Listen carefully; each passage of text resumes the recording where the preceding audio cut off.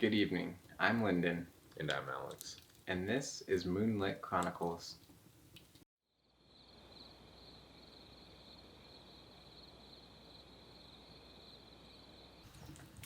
The Leapfrog. A flea, a grasshopper, and a leapfrog once wanted to see which could jump highest, and they invited the whole world and everybody else besides who chose to come to see the festival.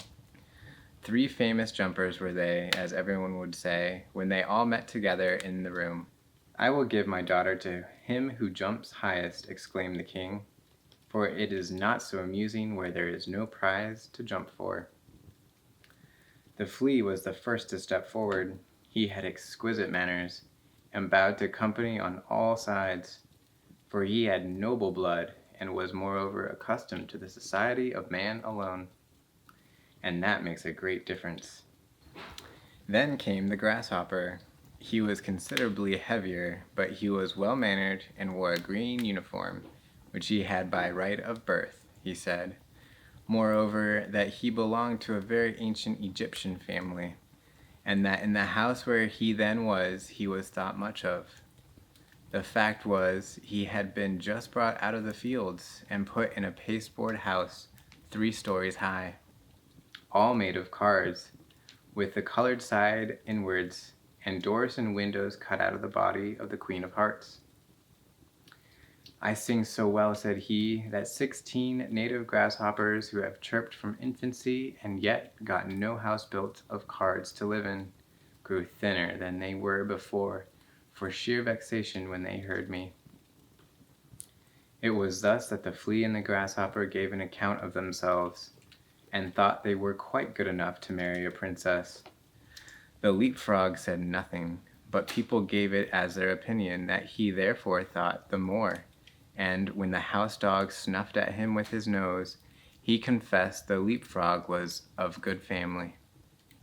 The old counselor, who had 3 orders given him to make him hold his tongue, asserted that the leapfrog was a prophet, for that one could see on his back if there would be a severe or mild winter, and that was what one could not see even on the back of a man who writes the almanac.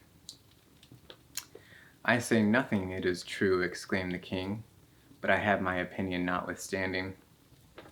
Now the trial was to take place. The flea jumped so high that nobody could see where he went to, so they all asserted he had not jumped at all, and that was dishonorable. The grasshopper jumped only half as high, but he leaped into the king's face, who said that was ill-mannered. The leapfrog stood for a very long time, lost in thought. It was believed at last he would not jump at all. "I only hope he is not unwell," said the house dog, when pop! He made a jump all on one side into the lap of the princess, who was sitting on a little golden stool close by. Hereupon the king said, "There is nothing above my daughter, therefore to bound up to her is the highest jump that can be made.